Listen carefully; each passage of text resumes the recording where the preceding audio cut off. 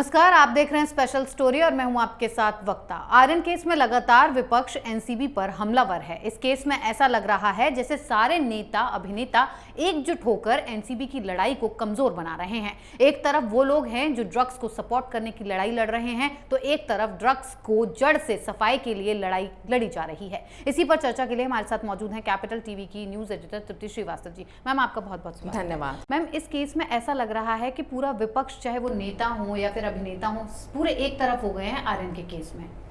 इस मामले में विपक्ष नहीं, पक्ष देखिए। आप महाराष्ट्र की सत्ता को देखिए और उस सत्ता में बैठी हुई पार्टियों को देखिए।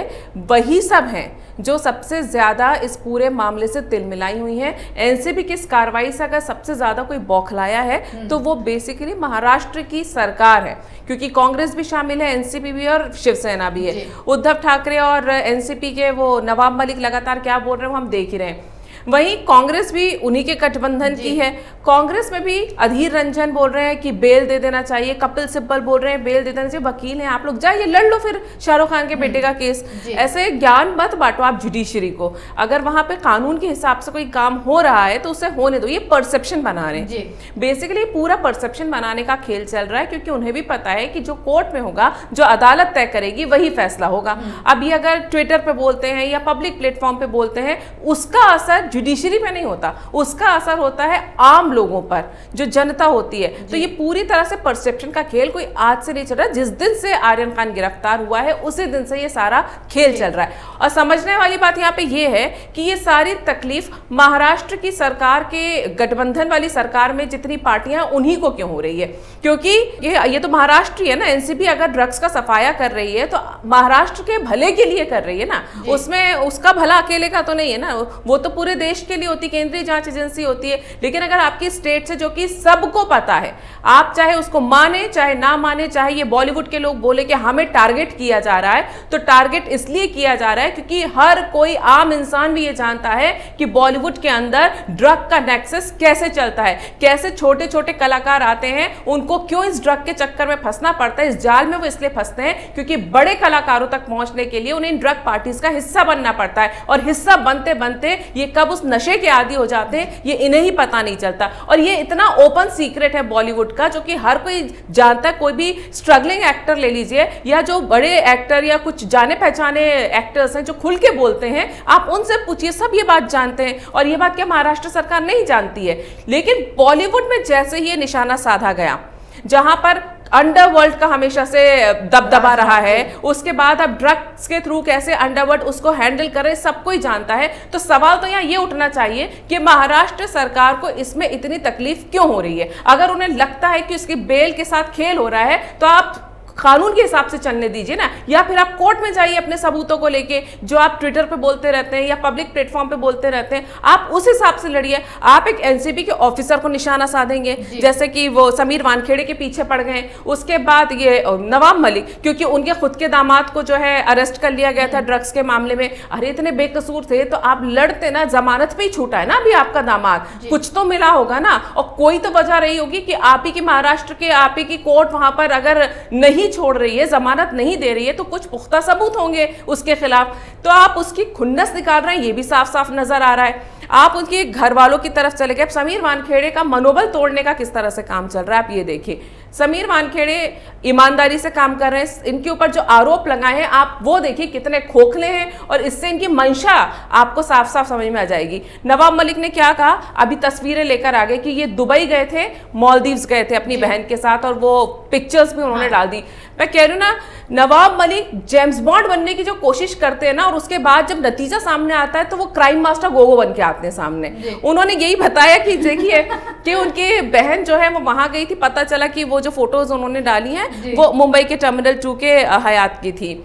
अब इनका ये सवाल ये है कि अगर सामने वाला दुबई गया है तो क्यों गया है, मालदीव्स गया है तो क्यों गया। एक बेसिक चीज नवाब मलिक जो भूल गए, पता नहीं मंत्री होकर किस तरह से काम करते हैं, इन्हें नहीं पता क्या कि कोई भी सेंट्रल एजेंसी का या सरकारी अधिकारी जब किसी भी विदेशी दौरे पे जाता है तो उसे अपने से सीनियर ऑफिसर से परमिशन लेनी पड़ती है। वो चाहे कुछ भी कर ले, पासपोर्ट से तो नहीं छुपा सकता ना, उसके ठप्पा तो लगा ही होगा ना। सरकारी अधिकारी के साथ तो इतनी ज्यादा सतर्कता बरतनी पड़ती है। वो अधिकारी भी जानता है कि वो कहीं भी जाएगा बिना परमिशन के वो देश के बाहर जा ही नहीं सकता। इस मुद्दे पे मैम समीर वानखेड़े बार बार नवाब मलिक को कह रहे हैं कि आप हमारा पासपोर्ट चेक कर लीजिए। अगर ऐसा कुछ होता तो समीर वानखेड़े आगे आकर क्यों कहते हैं अपने पासपोर्ट को दिखाने की बात? देखिए, समीर वानखेड़े बोल रहे हैं ना पासपोर्ट देखो, तो वो देख लेना।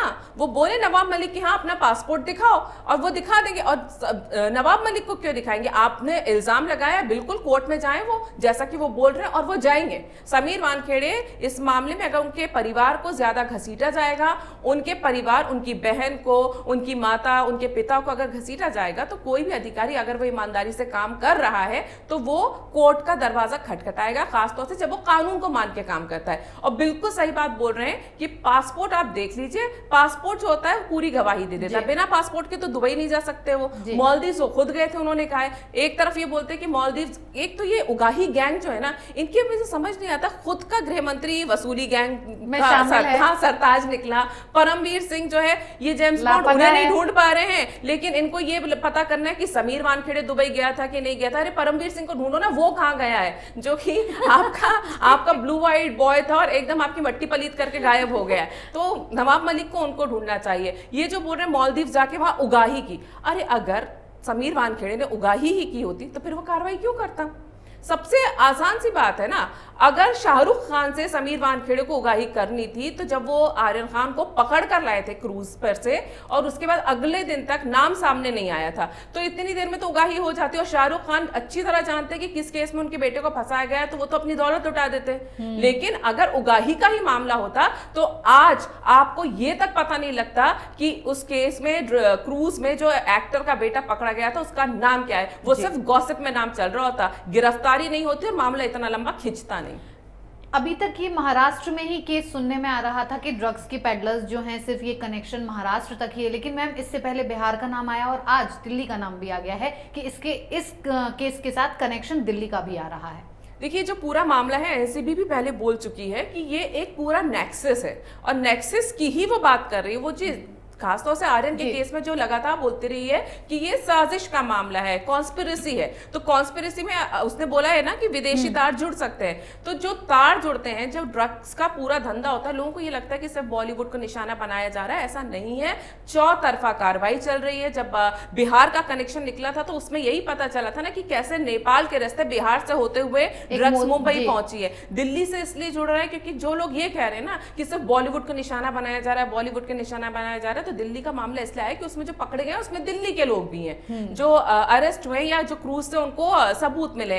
तो ऐसा नहीं है, कार्रवाई सब तरफ चल रही है, और इससे पता लगता है कि एनसीबी सिर्फ बॉलीवुड का टारगेट नहीं करिए। अब जिनके खिलाफ सबूत मिलेंगे, जिनके खिलाफ गवाह मिलेंगे, उनके ऊपर तो बातचीत होगी ही ना। और क्योंकि ये लोग सेलिब्रिटी हैं इसलिए इनका नाम ज्यादा सुर्खियों में आता है। इस चीज से भी इन्हें दिक्कत है। इनके अंदर की हिपोक्रेसी देखिए। इनको ये लगता है कि क्योंकि हम सेलिब्रिटी है इसलिए हमारी अच्छी बातें आनी चाहिए, कभी बुरी बातें सामने नहीं आनी चाहिए। जब आपके हर चीज में आम आदमी इंटरेस्ट रखता है तो वो आपकी बुराइयों में इंटरेस्ट क्यों नहीं रखेगा? जब आपकी हर एक छोटी बड़ी चीज आपकी लाइफ में चल रही होती है उसमें उसका इंटरेस्ट होता है, तो जब आप किसी मामले में फंसते हैं तो उसमें किसी का इंटरेस्ट क्यों नहीं होना चाहिए? बिल्कुल ये नेचुरल सी चीज है कि इंटरेस्ट बनेगा।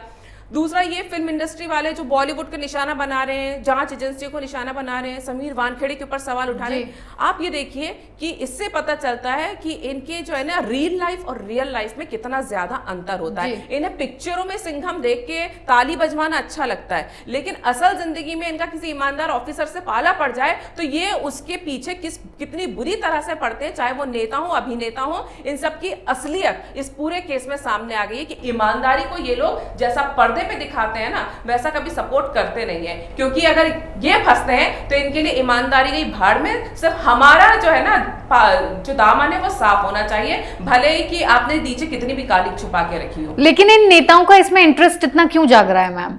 इस केस में क्या इनको क्या हासिल होगा जो इतना कूद कूद के सारे बयान देते रहते हैं और एनसीबी पे आरोप लगाते रहते हैं? देखिए, नेताओं का इंटरेस्ट क्यों जाग रहा है, ये सबके जहन में ये सवाल उठना चाहिए, क्योंकि जिस बॉलीवुड को ये टारगेट कर रहा है एनसीबी, जैसा कि इनका कहना है, या जो ड्रग का पूरा कारोबार मुंबई में चल रहा है या महाराष्ट्र में जिस तरह से छापेमारी एनसीबी 1 साल से कर रही है, उससे एक बहुत बड़ा नेक्सस जो है उसकी कमर टूटने लगी है।